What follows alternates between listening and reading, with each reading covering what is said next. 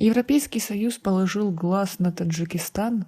Правительство заставит ответить за свои поступки. Подписывайтесь на обновление и точно будете в курсе всего самого важного. Европейский суд призвал власти Таджикистана к соблюдению прав человека и обеспечению основных свобод граждан. Это требование прозвучало на 10-м заседании Совета по сотрудничеству между Таджикистаном и Евросоюзом, которое состоялось 26 июня в Люксембурге. ЕС последние годы неоднократно подвергал критике Таджикистан за нарушение прав человека и давление на свободу слова в стране.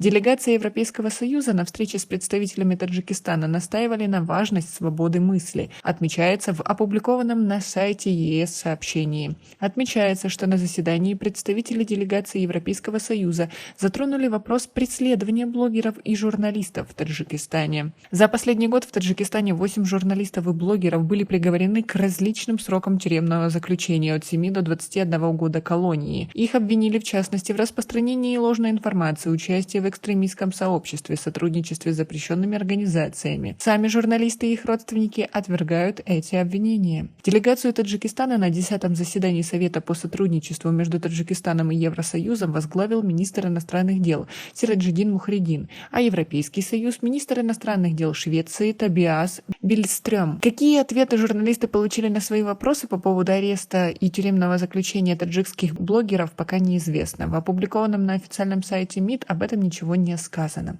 В сообщении внешнеполитического ведомства лишь отмечается, что в ходе очередного заседания стороны обменялись мнениями относительно ключевых аспектов партнерства и сотрудничества между Таджикистаном и ЕС, в том числе в политической и экономической сферах, и обсудили текущее состояние и перспективы развития сотрудничества между Республикой Таджикистан и Европейским Союзом в политической, торгово-экономической, водно-энергетической областях, а также в сфере безопасности, борьбы с терроризмом и экстремизмом, прав человека, актуальные международные и региональные вопросы. В официальном сообщении ЕС по итогам 10-го заседания Совета по сотрудничеству между Таджикистаном и Евросоюзом говорится, что стороны выразили удовлетворение началом процесса переговоров по новому соглашению о расширенном партнерстве и сотрудничестве. Новое соглашение, наряду с расширением отношений между Таджикистаном и Евросоюзом в сфере торговли и коммерции, также будет способствовать развитию сотрудничества в сферах политики и безопасности и других областях,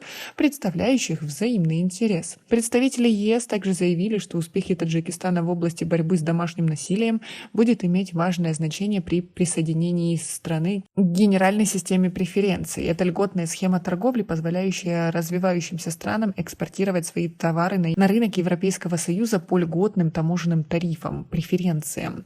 Одновременно делегация ЕС призвала Душанбе активизировать процесс реформ, стабилизировать и усовершенствовать микроэкономическую политику, улучшить деловой климат, в частности, поддержать малый и средний бизнес и привлечь иностранную инвестицию.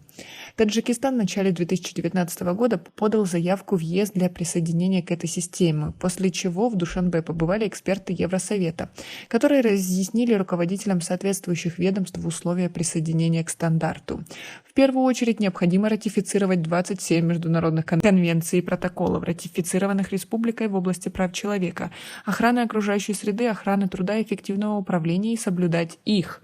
Таджикистану для присоединения к этой системе необходимо проводить реформы и укреплять демократию, права человека, верховенство закона, независимость судебной системы, а также модернизировать и диверсифицировать экономику, в том числе путем поддержки частного сектора, в особенности малых и средних предприятий на принципах свободной рыночной экономики. Как вы думаете, Европейский Союз может как-то повлиять на правительство Таджикистана, хотя бы просто предоставив им льготы за хорошее поведение? У нас пока на этом все. Оцените наше видео подпиской и лайком. До скорой встречи.